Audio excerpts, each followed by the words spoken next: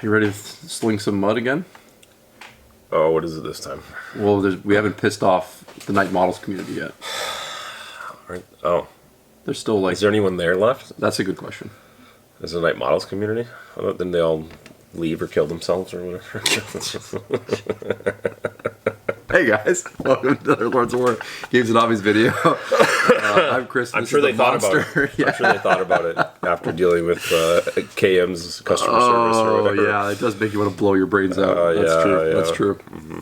They got demonetized for that probably or whatever. For those of you that are unfamiliar with Night Models, because they're, I mean, they were never huge, but they're definitely even a fraction of what they used to be. They were a thing for a little bit. Yeah, and they still make things. They're not dead. Mm-mm.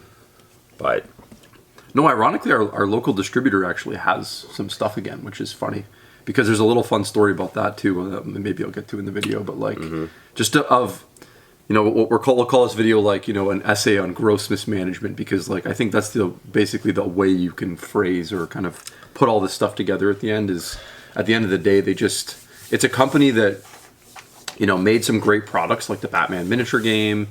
The DC, whatever you want to call it, miniature game. They had some really great products and had some great games and had some great minis. They had Marvel models before Atomic Mass did. And they just kept getting in their own way over and over again. Whether it was like forcing a Harry Potter game down people's throats, changing editions after 8 months. Anyways, we'll get to it all. Yeah. So I'm not going to use like exact dates here because that would require way too much responsibility and research, and I'm not willing to do that, obviously. Yeah, we did zero research for this. Yeah. This is just off the cuff. This is our own in-store experience, which I know you guys love. And of course, people that are coming into this maybe as fans of those particular games, and we've done this with like other games that have upset a lot of people because sometimes it's hard to just get the fact that it is our experience, and we're not trying to tell you what your experience was. Yep. We're just trying to give you a good view of like what's going on in our area, talking to other shop owners, what we've experienced with our distributors that are quite frankly the ones that you deal with in Canada. So this is like a pretty big area for our really tiny country. So we started carrying Night Models pretty early into our store's existence. Oh yeah. Within the first couple of years. Yes. And when we started, they were in their very first edition of Batman miniature game. Mm-hmm. So what the kind of product offering was essentially is like everything was basically a blister pack. Mm-hmm. So the whole range was entirely metal.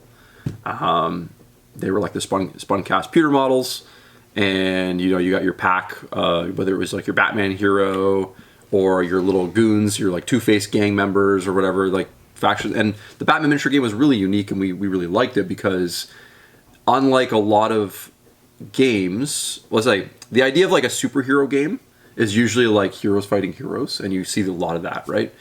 Especially now with like Marvel and stuff like that. What was neat about Batman was it gave some like life and some cool, like a reason to like, oh, you could like actually have like a bunch of like no-name thugs, and a guy with a baseball bat could like have his moment. Yes. And he did. It was very unlikely, but it was still like really cool. So it was very creative. Like you could build like a hero squad with like Batman and Robin and like Batgirl or something like that, and then just like zip around the board with your crazy movement and like beat up thugs and stuff like that. Have your way with them basically, or you could try to like.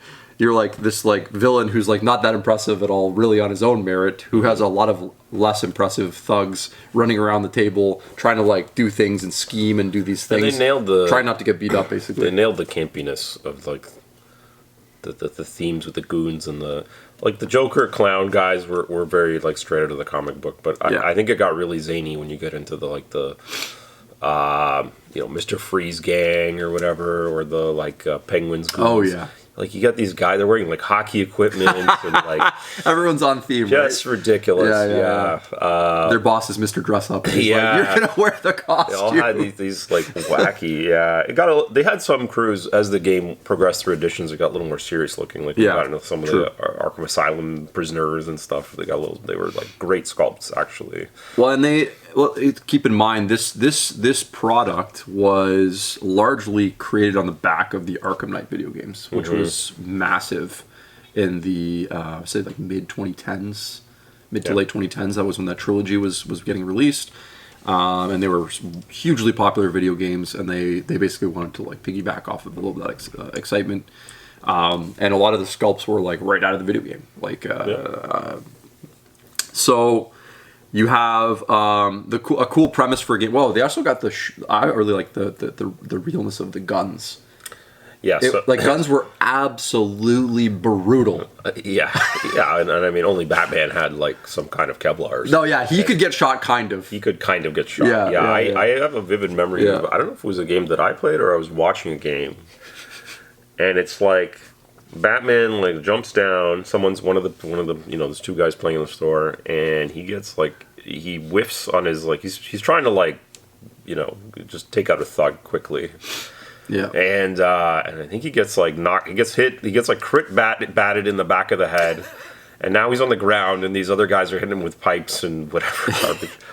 And then Joker strolls around the corner. He's got this golden gun, the one-shot gun that does like a tremendous damage. It does all the damage, and he just executes. Well, because he can hit him. Because the game was over in like 3 turns or 2 turns, and we're all just standing there watching. Like that got really real or whatever. Wow. Like, yeah. Oh man. So I know this don't worry, the hate is coming soon, but sorry, we're being really positive here. The premise is that and this is what makes it so difficult, is that the game was cool, the minis were cool, and seemingly had good things going for it. Yeah, because we definitely we carried like all of it. We had like a huge wall of it, and there's tons of blisters. So fast forward through to they released their second edition.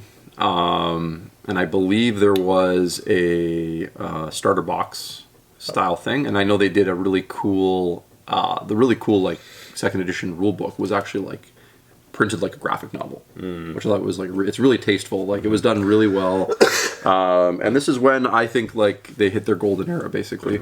Not unlike some other miniature games that had a second edition that was like their golden era. Starts with an M, remember? M or W? Oh, yeah. So any game.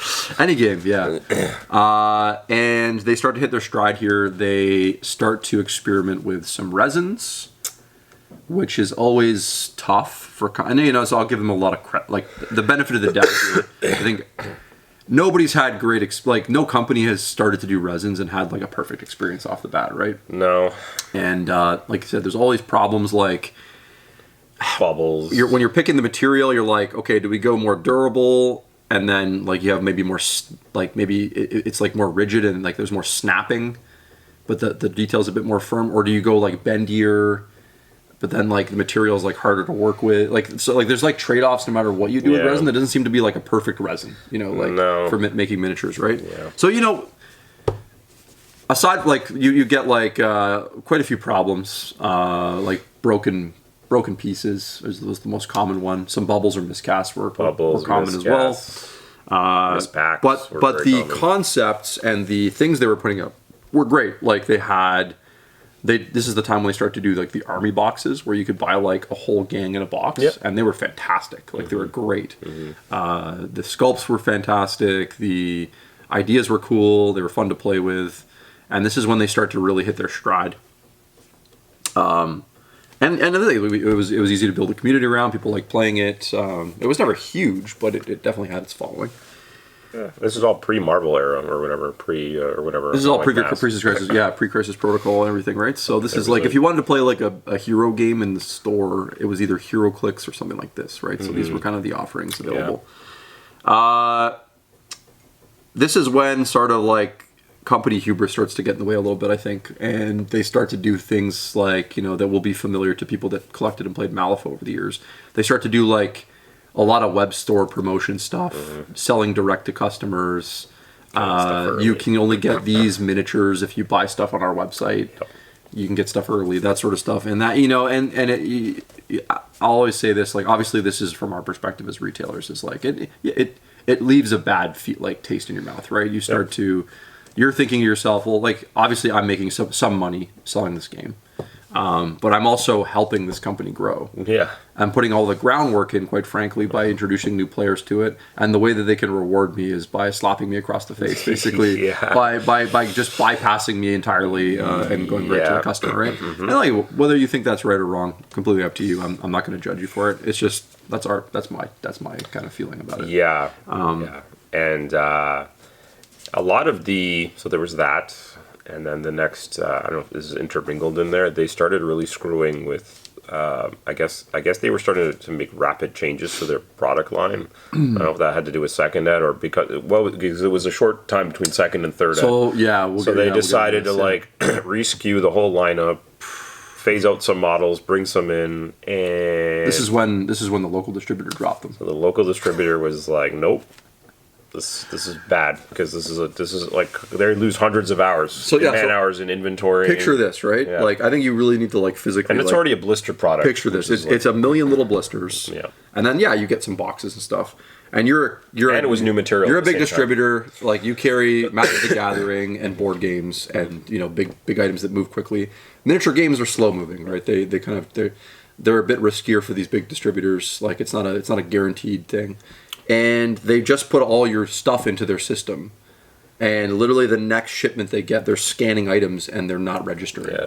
And they have to re-input, like... So I think that happened several times, actually. That's what they had told us, yeah. There was, like, all these SKU problems, essentially. Yeah, so I think it's probably a combination of, like, that being a pain to deal with, KM, and then probably, like, they probably looked at it and said, are we actually even selling that much of it?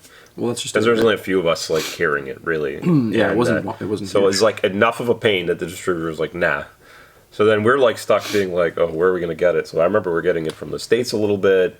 There was, luckily, and then another guy in Canada. A guy stepped up in Canada, like a guy, like literally a guy who owns a hobby shop. Yeah. He decided to fill his basement with night models or whatever. He's like, okay, I'll take over as the distributor then. Yeah. And then so now you're dealing with another store basically to get your stuff, and he was actually very reasonable. He was a reasonable, really easy guy to deal with for the most part, but it was. It wasn't simple, right? But then the timings of things get weird because like he's not getting the containers at the same time, and so I remember like releases for this month were coming like pretty late, and then if you had a problem with a thing, it was like a little harder to chase down. He's just like go to Night Models or whatever, whereas a distributor might just like be like, here, we'll give you some credit or whatever. Yeah, and of course, like we can add to that, like having all these extra problems now with all the resin kits. Now their customer service team, which is probably like half a person, is like just completely bombarded all the time with issues, and they're not investing extra resources into it. So it just starts to back up and back up and back up. You're not getting responses to things. Things are falling through the cracks. People are having bad experiences, right? So that's all starting at that point. That's all starting, and then they're also constantly looking for growth, so they're starting to just put massive focus into the Kickstarters. This is when Harry Potter comes out. Harry Potter comes out. They had a whole disaster with their Marvel product lineup because of licensing. They basically sounds like they didn't have the North America license. So these are complicated things. Basically, sounds like they might have had something called like a worldwide license, which is like basically anywhere but the States, or maybe just Europe.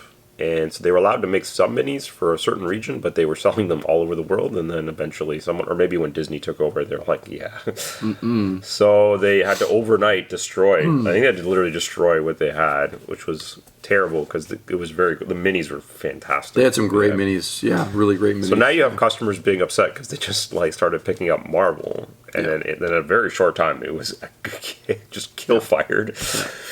Then you have the problems with Batman Second Ed, you have the model quality problems, you have the customer service problems. Then Harry Potter comes, and actually the Kickstarter did well because it was unique. Well, not unique, but like the first one, I guess. Somehow he got that license. But the delivery was horrendous. Oh man, yeah. So they kind of packaged it as this like board game experience, right? It was a god awful rule set with some good sculpts. But if your model had a wand, God help you. The wands were the wands were the thickness of even thinner than like a paper clip. But in resin. So they're all broken on delivery because they put them in these little plastic things. It's like like the plastic containers with little sorting pockets. You can put like screws and bolts in. It was kind of like that. Yeah. So the model just like bounced around from Spain to North America. So you opened it, and they're all. And well, then that was like, a great feature of a Night Models box set was to open it up and have it look like an explosion. Yeah. Went off inside. So the worst one of the lot, and this is kind of getting crescendoing towards the end, is the third ed release of Batman. It came in this beautiful yellow box. It looked really cool. It was a great. Yeah. So I'll let you talk about that in terms of like the actual product delivery, but like just to lead into that, everyone was really confused that there was a third edition. Right. Because we had literally had second edition for like Real Store. Yep. There it is. Or sound effects. You decide. It's sound effects, yeah. I was pushing a button. And the second edition was going so well, people really liked the rules, and then they're like, okay, we're putting a third edition on. You're like, really? Like, guys, it's been like a year. Mm-hmm. Like, it hasn't been that much time at all, right? So it was a big change, I think, too. It was massive, yeah. So it was version 1 and 2 were very similar. 2 was like a polishing of 1. Yeah. And 3 was a really big step in a different direction. They were kind of moving towards like these like card decks.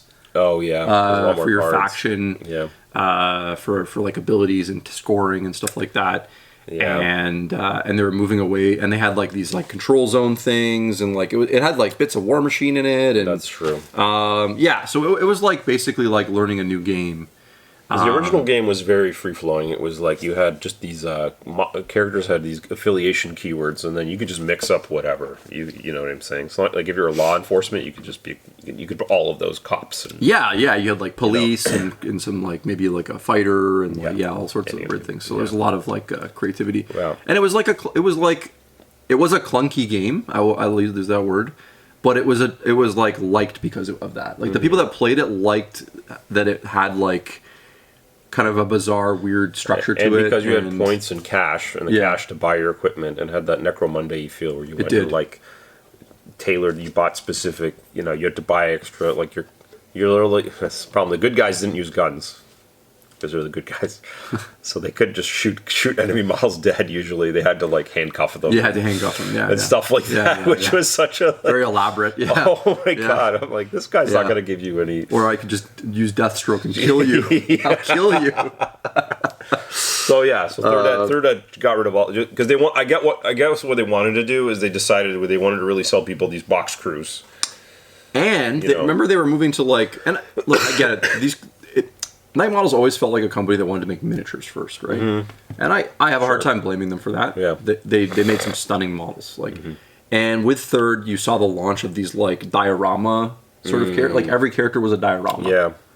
And they really wanted to make the game about the characters again, right? So I get the wanting to do that part, but like this is part of the mismanagement part. Is like any company knows. Like, as much as you make fun of Games Workshop, they're not putting a new edition out every year, right? Like, they know that there's a certain amount of time that you have to wait. And 99.99999% of the time, you open a box of Citadel minis, and it's perfect. There was you get what you paid bent for, thing, broken that. Yeah. And if there's even a slight... I've seen people get Forge World replacements for stuff they've imagined. Like, they'll be like, there's a crease here, and I'll be like, I don't see it. But Forge World will be like, here. So anyway, third, yeah. So what did the boxes look like? I know you had like Commissioner Gordon, you had Batman, you had the cops. Okay, and then you so had the yellow Joker box guys. thing. This was the beginning of the end here at the store. I would say. Yeah. Definitely. Even though we overcame the distributor issue, the vacuum period where there was no one, we had to go outside. We had to go to the States to get it, which was a testament to how much we love the game because we're now paying 30% more.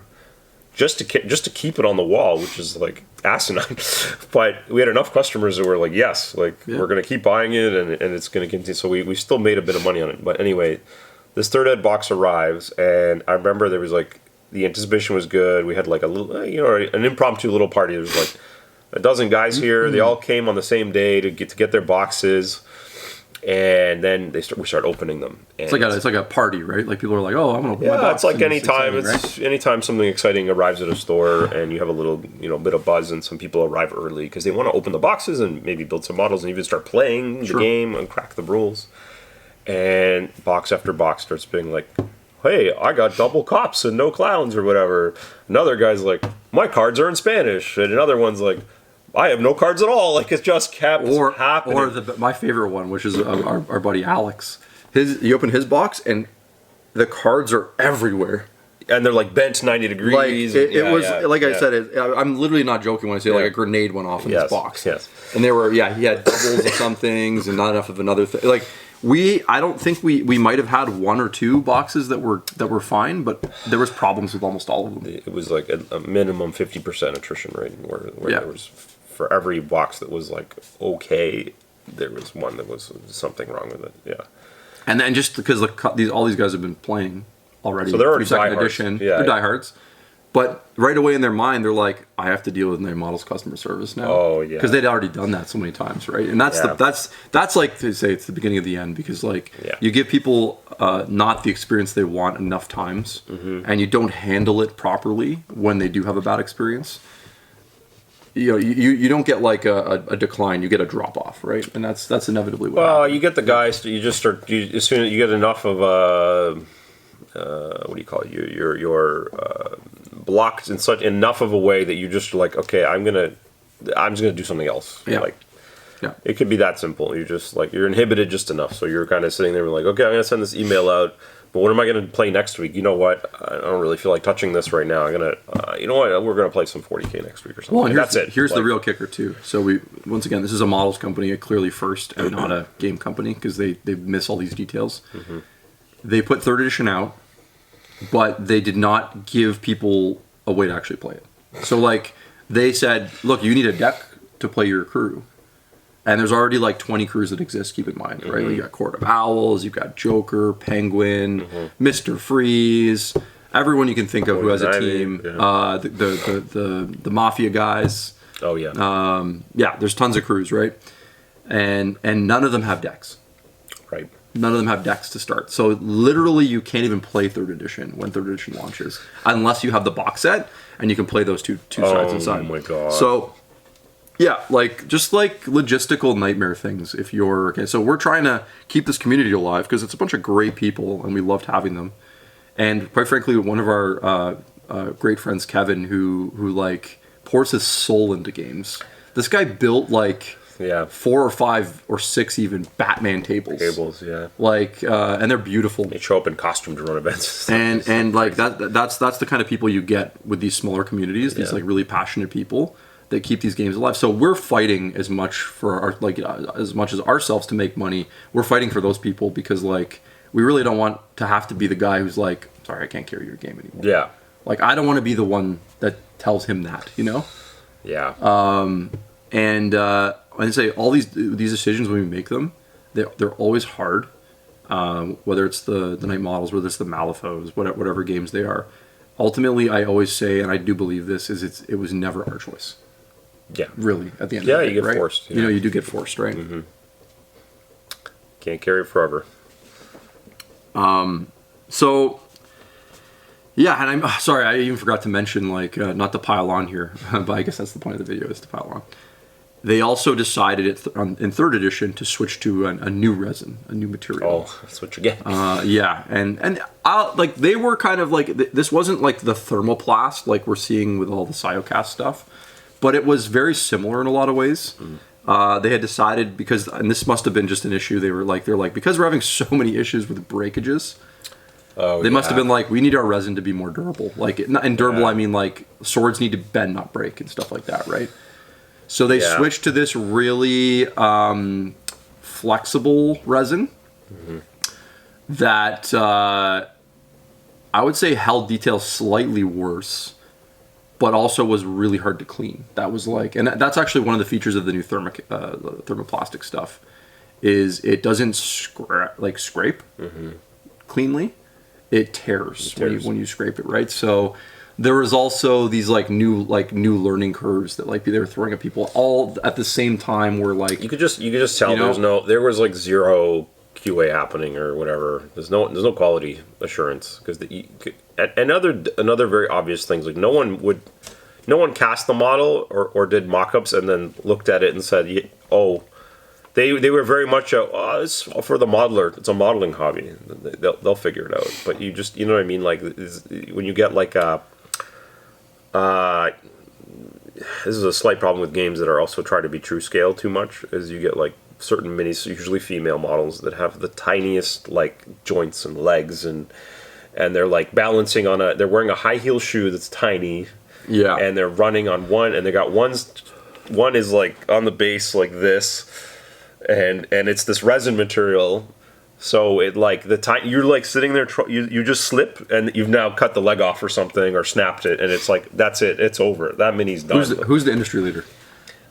GW. What do you get out of a GW kit? Do you have any of those problems? They never do that. Yeah, that's the problem. And that's ultimately like it's whether you want to say as a company, this is the best we can do or whatever. If that's actually true, it doesn't matter if it is.